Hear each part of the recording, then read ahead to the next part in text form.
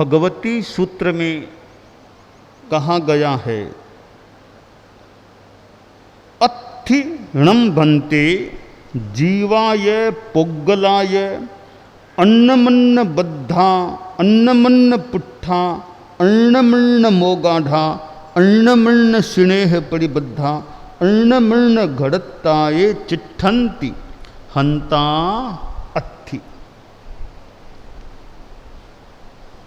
एक प्रश्न किया गया कि भन्ते, जीव और पुद्गल ये परस्पर एक दूसरे से बंधे हुए, एक दूसरे से स्पृष्ट छूते हुए, एक दूसरे में अवगाढ़, एक दूसरे के स्नेह से प्रतिबद्ध और परस्पर एकीभूत होकर रहते हैं क्या? उत्तर दिया गया कि हाँ, रहते हैं। हमारे जीवन में हम देखते हैं आत्मा और शरीर ये दो तत्व हैं। अब दोनों एकदम मिले जुले से हैं। अब ये अलग, ये शरीर है, ये आत्मा है, यूँ करना मुश्किल है। दोनों एक में एक से हैं। इससे भी ज़्यादा गहरी बात यह हो सकती है कि आत्मा और कर्म ये दोनों घुले मिले हुए आपस में रहते हैं। कर्म तो पुद्गल हैं, आत्मा चेतन है, तो दोनों घुले मिले रहते हैं। तो उत्तर में कहा गया हाँ, घुले मिले इस रूप में, एकीभूत आदि रूप में रहते हैं। तो पुनः प्रश्न किया गया, यह बात कैसे कही जा रही है कि यों अन्योन्य बद्ध स्पृष्ट एकीभूत आदि रूप में जीव और पुद्गल रहते हैं? प्रश्न पैदा हो गया। अब प्रश्न होना भी वैसे अच्छा है कि दोनों में एकता होती कैसे है? दोनों विरोधी हैं। जीव तो चैतन्यमय है, पुद्गल तो अचेतन है। तो चेतन और अचेतन में इतना घुल मिल करके रहने की बात कैसे हो सकती है? यह कैसे संभव होता है? जीव और पुद्गल में वैसे देखें तो समानता भी है और एक असमानता भी है। समानता क्या है? सामान्य गुण और विशेष गुण। सामान्य गुणों की समानता है कि जीव का भी अस्तित्व है और पुद्गल का भी अस्तित्व है। जीव में भी वस्तुत्व है और पुद्गल में भी वस्तुत्व है। जीव में भी द्रव्यत्व है, पुद्गल में भी द्रव्यत्व, दोनों द्रव्य हैं। जीव भी प्रमेय है, ज्ञेय है, तो पुद्गल भी प्रमेय है, ज्ञेय है। जीव के आत्म प्रदेश होते हैं तो पुद्गल के भी प्रदेश होते हैं, या कोई परमाणु होता है। जीव अगरु लघु है तो कुछ पुद्गल परमाणु भी अगरु लघु है। तो बहुत सी समानताएं हैं, पर एक ऐसा विरोध है, असमानता है जो दोनों को अलग कर देता है। वह है कि एक तो यह कि जीव चैतन्यमय है, पुद्गल अचैतन्यमय, उसमें चैतन्य नहीं होता।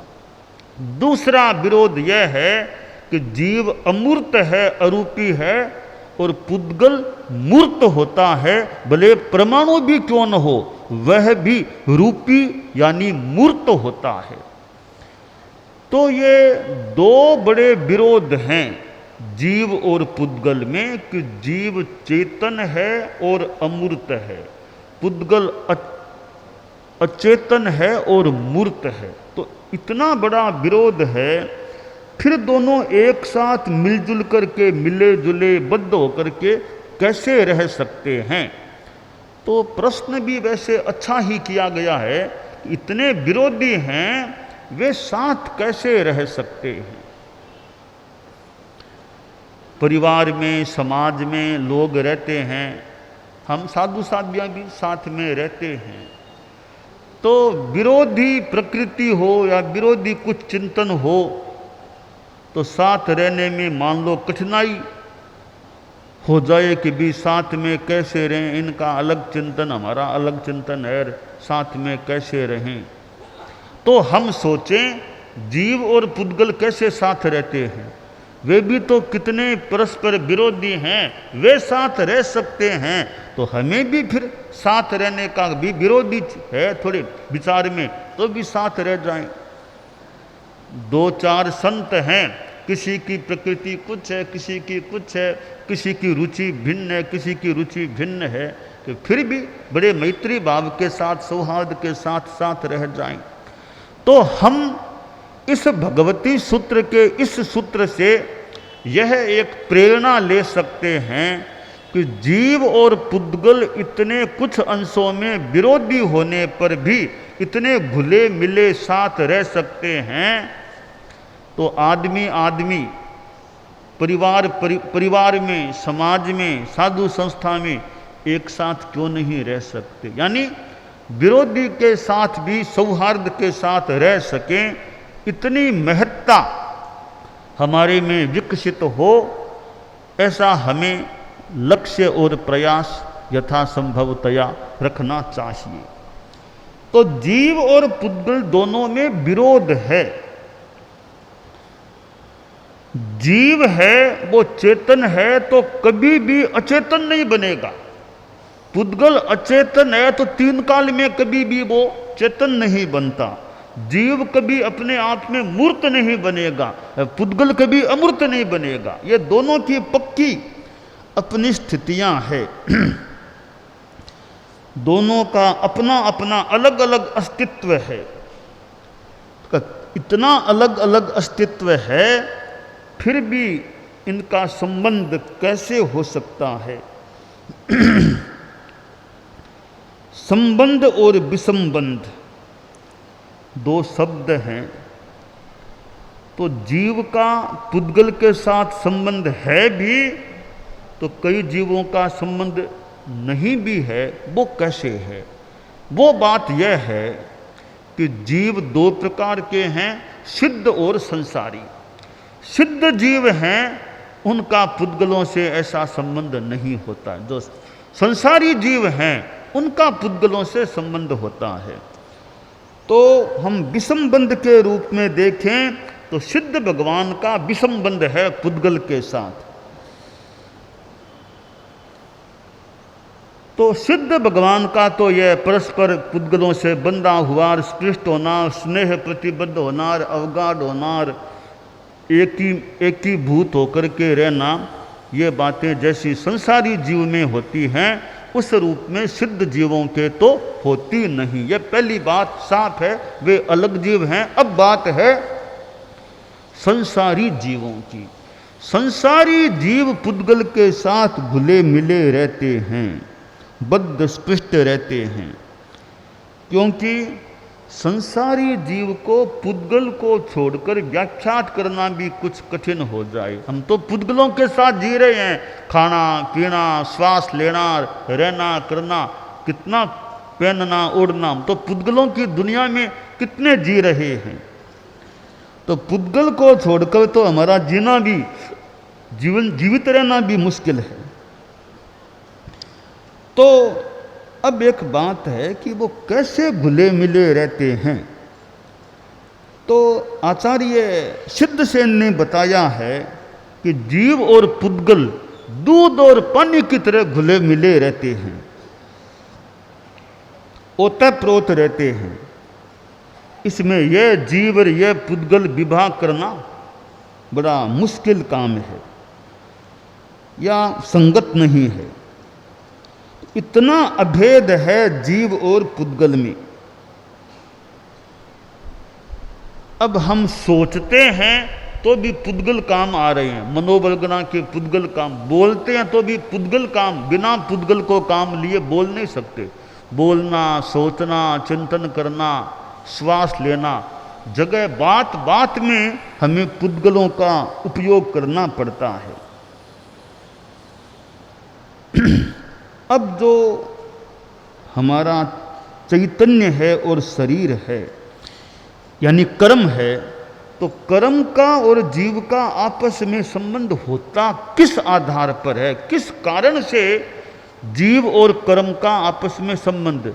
आत्मा तो अपने आप में अमूर्त है, अपने आप में रूप में, पुद्गलों से उसका संबंध कैसे होता है, वो कर्मों को कैसे खींच लेती है। तो वास्तव में देखा जाए तो शुद्ध आत्मा तो कर्मों को खींचती नहीं है। सिद्ध भगवान शुद्ध हैं, वे कर्मों को नहीं खींच सकते हैं। खींचते हम लोग ही हैं जो अशुद्ध हैं। अशुद्ध कैसे है कि हमारी आत्मा के साथ अनादिकाल से कर्म जुड़े हुए हैं, तो एक तरह से वो कर्मों से मिली हुई आत्मा ही कर्मों को खींचती है। शुद्ध आत्मा कर्मों को नहीं खींचती है। खींचती है मान लिया, वो किस कारण से खींचती है, दोनों में खिंचाव कैसे होता है। तो बताया गया कि दोनों में स्नेह है। जीव में और कर्म पुद्गलों में दोनों में स्नेह है। स्नेह के कारण से दोनों खींचे जाते हैं या दोनों में बंधन हो जाता है, स्पर्शन हो जाता है। कि वो स्नेह क्या चीज है, जीव में कौन सा स्नेह है। हम व्यवहार के रूप में देखें तो स्नेह होता है तो दूसरा आकृष्ट हो जाएगा। आप किसी से मिलेंगे, थोड़ा प्रेम से मिलेंगे, मिलनसारिता से मिलेंगे, अच्छी बात करेंगे तो सामने वाला आपसे थोड़ा आकृष्ट हो जाएगा, संभव है। आप उसकी ओर देखेंगे ही नहीं, मुंह फेर लेंगे, वो भी फिर जाओ अपना, इनसे क्या बात करना, ये हमसे मुंह ही नहीं मिला, देखते नहीं हमको। तो स्नेह देंगे तो सामने वाला भी आपसे आकृष्ट हो पाएगा। उधर सामने वाले में भी स्नेह होगा तो आपका भी मन बढ़ेगा, इसको बिठाएं, बात करें, पास में बिठाएं, तो उसमें भी स्नेह होगा और आप में भी स्नेह होगा। दोनों ओर से स्नेह होगा तो गहरा संबंध अच्छा हो सकता है। तो वो स्नेह एक में होना भी मान लो कुछ काम कर सकता है, पर दोनों में स्नेह होगा तब काम चलेगा। ताली कब बजेगी, दोनों हथेलियां मिलेंगी तब ताली बजेगी। अकेली से क्या ताली, मुश्किल है, पर दोनों मिलेंगी तब ताली बजेगी। तो दोनों ओर से स्नेह होगा तो वो संबंध अच्छा रह सकता है समाज में, संसार में। अब आप अपने परिवारों में देख लो कि स्नेह है तो संबंध अच्छे रह सकते हैं, वरना आपके परिवारों में कभी कभी डाइवर्स की बात हो जाती है। बस 2 साल हुए नहीं, 1 साल हुआ नहीं, डाइवर्स हो रहा है, कोर्ट में जाओ, डाइवर्स का काम पक्का करोगा। कोई अनेक कारण, एक ही कारण नहीं, अनेक कारण हो सकते हैं डाइवर्स आदि के। तो ये कहीं स्नेह का न होना भी आपस में संबंध ठीक नहीं है। तो पिता पुत्र है तो आपस में स्नेह होगा तब तो पास में बैठेंगे, बात करेंगे, अच्छा संबंध रहेगा। स्नेह नहीं है, न बेटा बाप को पूछता न बाप बेटे को पूछता, उल्टा मुंह फेर लेते हैं, तो बाप बेटे में भी अच्छा संबंध कैसा रहेगा। कि भाई भाई हैं कि भाई भाई को पूछता नहीं, सुख दुख में कोई आड़े आता नहीं, उल्टा संपत्ति हड़पने की चेष्टा करता है, तो भाई भाई में संबंध कैसे रहेगा। तो वह स्नेह आंतरिक हो, स्वार्थ से कुछ ऊपर उठा हुआ स्नेह होता है तो संबंध अच्छा रह सकता है। और बाप और बेटा है, बाप है वो थोड़ा बेटे का अपनी ओर से ध्यान रखेगा तो बेटा भी बाप का मान सम्मान रखेगा, और बेटा बाप का मान सम्मान रखेगा तो बाप भी बेटे का फिर मानो ध्यान रखेगा। तो संबंध बनाने के लिए दोनों में वो स्नेह होता है तो संबंध अच्छा। हमारे साधु संस्था में देख लें कि अग्रणी है, अनुगामी है, तो अग्रणी थोड़ा अनुगामी के प्रति स्नेह रखेगा तो वो पीछे वाला भी अग्रणी का सम्मान रखेगा। अग्रणी पूछता ही नहीं है उसके स्वास्थ्य के बारे में, एक स्वाध्याय के बारे में, एक विकास के बारे में कुछ पूछता ही नहीं है, तो अनुगामी भी सोचेगा इनके साथ नहीं और किसी के साथ रहना चाहिए। तो दोनों ओर से संबंध की आवश्यकता होती है, स्नेह की आवश्यकता होती है, भले वो संसार की अलग बात हो सकती है। तो यहाँ प्रश्न आया है कि ये पुद्गल और जीव में संबंध होता कैसे है? तो कहा गया कि स्नेह होता है, इसलिए संबंध होता है। कि स्नेह किस रूप में होता है? तो बताया गया कि जीव में स्नेह है आश्रव के रूप में, आश्रव के रूप में स्नेह होता है। इधर जो वो कर्म पुद्गल हैं उनमें भी आकर्षित होने की क्षमता होती है। अब देखिए, चुंबक और लोहा, चुंबक में आकर्षण की क्षमता है, तो लोहे में भी आकृष्ट होने की क्षमता होनी चाहिए, तब वो चिपकेगा, निकट आएगा। तो चुंबक में आकर्षक शक्ति है, तो साथ में लोहे में भी कुछ अर्हता होनी चाहिए कि वो भी खींचा जा सके। वरना एक लोहे का मान लो खंबा है, तो क्या खंबा आ जाएगा चुंबक के पास में? खंबा स्थिर रोपा हुआ, वो क्या चुंबक के पास आ जाएगा? तो लोहे में भी आने की क्षमता होनी चाहिए, खींचा जाने की क्षमता होनी चाहिए, चुंबक में खींचने की क्षमता, तो वो आपस में जुड़ाव होगा। तो जीव में स्नेह कौन सा है? आश्रव है। वो आश्रव है, उधर कर्म पुद्गलों में खींचे जाने की अर्हता है। वे कर्म वर्गणा के परमाणु हैं, पुद्गल हैं, तो वो खींचे जाएंगे और जीव और कर्म यानी पुद्गल में बंधन हो जाएगा, संबंध हो जाएगा। तो बताया गया कि यह स्नेह है वो दोनों ओर से होता है, अकेले जीव की ओर से नहीं, अकेले पुद्गल की ओर से नहीं, दोनों ओर से होता है। दो मित्र होते हैं तो दोनों में स्नेह होगा तो वे संबंध उनके अच्छे रहेंगे। अकेला ही संबंध रखेगा तो पता नहीं कब तक उनके संबंध अच्छे रह पाएंगे। तो दोनों में स्नेह होगा तो वो मित्रता के संबंध भी अच्छे रह सकते हैं। राम और लक्ष्मण थे तो रामचंद्र जी में स्नेह था, तो लक्ष्मण जी में भी राम के प्रति विनय कर दें, वो सम्मान का भाव स्नेह कर दे, वो रहा होगा, तभी दोनों का संबंध अच्छा रहा माना जा सकता है। तो ये मनोविज्ञान में भी एक ऐसी जिज्ञासा हुई है कि शरीर और मन का क्या संबंध है? शरीर मन को प्रभावित करता है या मन शरीर को प्रभावित करता है? तो यही प्रश्न हमारे सामने है। शरीर चेतना को प्रभावित करता है या चेतना शरीर को प्रभावित करती है? इन दोनों में परस्पर क्या संबंध है? तो ये दोनों एक दूसरे को प्रभावित करते हैं, इन्हें अलग नहीं किया जा सकता। तो यह सारी बात जो इस भगवती सूत्र में आई है, एक उदाहरण इसी सूत्र में, इसी में दिया गया है कि संबंध कैसे होता है। तो कहा गौतम, गौतम के नाम से बताया गया कि कोई द्रह हृद नद, नदी मान लो नद, नद है, वह जल से भरा हुआ है, परिपूर्ण है, जल छलकता हुआ, हिलोरे लेता हुआ है, चारों ओर से जल जलाकार है। अब कोई व्यक्ति उस द्रह में एक नौका को डालता है, नौका को रखता है। वो नौका है, बहुत बड़ी नौका है, पर नौका में क्या है? सैकड़ों छेद हैं, सैकड़ों छिद्र हैं।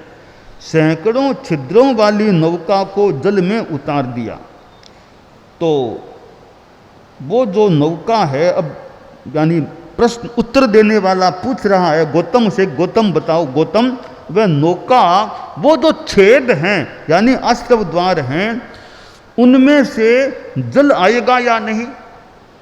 वो नौका पानी से परिपूर्ण होगी या नहीं? कहाँ हो जाएगी, होती है।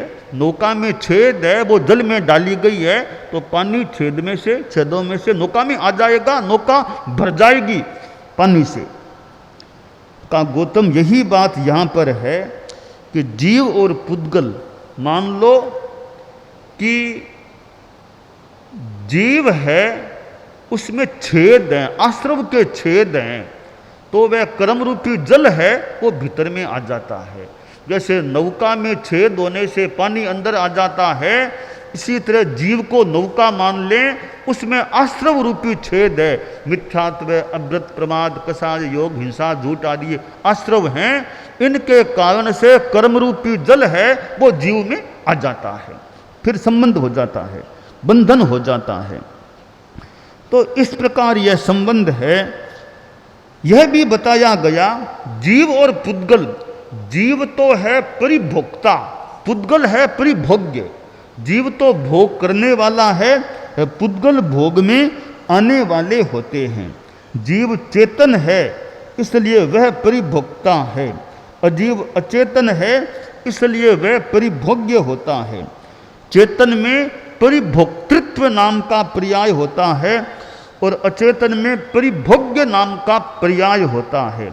इन पर्यायों के कारण जीव और चेतन में संबंध स्थापित हो जाता है। जैसे हम खाते हैं, पीते हैं, तो हम तो चेतन हैं, तो खाते किसको? पुद्गल को हैं, तो हम भोक्ता हो गए, पुद्गल भोग्य हो गया। एक अपेक्षा से वो भोक्ता भी शरीर है, यानी जीव शरीर मिले हुए वे भोक्ता हैं, पुद्गल हमारे लिए भोग्य हो जाते हैं। तो यह संबंध प्रक्रिया है। तो प्रश्न है कि भी साधना करनी है, हमें क्या मतलब है, क्या संबंध है, क्या नहीं है। कि भी साधना के साथ भी इस बात का संबंध है। आखिर साधना में हमको पुद्गलों का संबंध तोड़ना भी तो है ना।